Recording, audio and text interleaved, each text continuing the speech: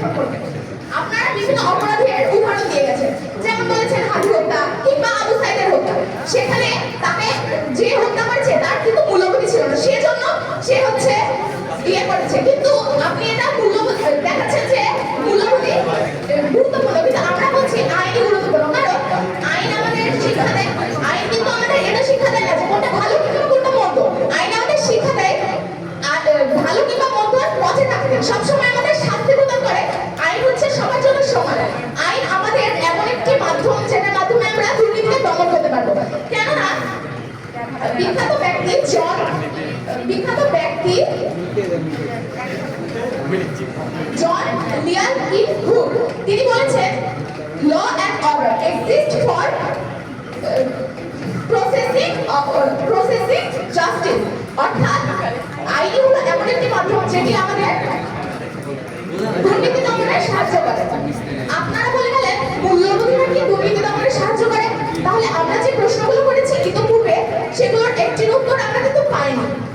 আমরা অনেকগুলো প্রশ্ন রেখেছি, কিন্তু প্রথম বক্তা, দ্বিতীয় বক্তা কিংবা তৃতীয় বক্তা কেউই আমাদের প্রশ্নগুলোর উত্তর দেয়।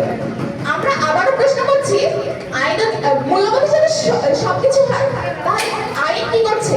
আইন আমাদের শিক্ষা দিচ্ছে যে কোনো কাজ করা যাবে না, কোনো খারাপ কাজ করা যাবে না। কেননা খারাপ কাজ করলে শাস্তি আছে, আর শাস্তির মাধ্যমে পুরো দুর্নীতিকে দমন করতে পারবো। মাননীয় মডারেটর মনে রাখবেন, আইন সকলের জন্য সমান। এটার একটা উদাহরণ আমরা দেখতে পাই।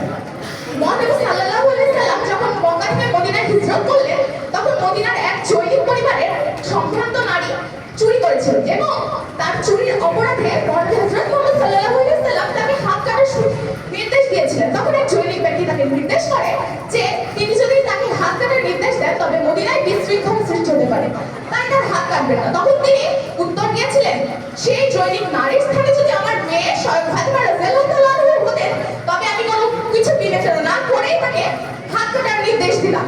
তাহলে এখান থেকে আমরা বুঝতে পারি আইন সবার জন্য সমান। আর আরেকটি বিষয়, তারা বলেছে আইন নাকি সব জায়গায় সমানভাবে প্রয়োগ হচ্ছে।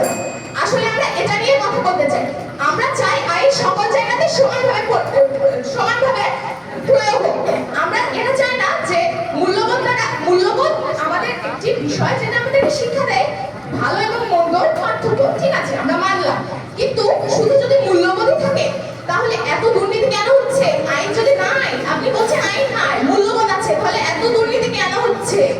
আইনই পারে মূল্যবোধকে দুর্নীতিকে নিরসন করতে, আর সেটা সমূলে। তবে আইনেরও একদম সঠিক প্রায়োগিক দিক থাকা লাগবে।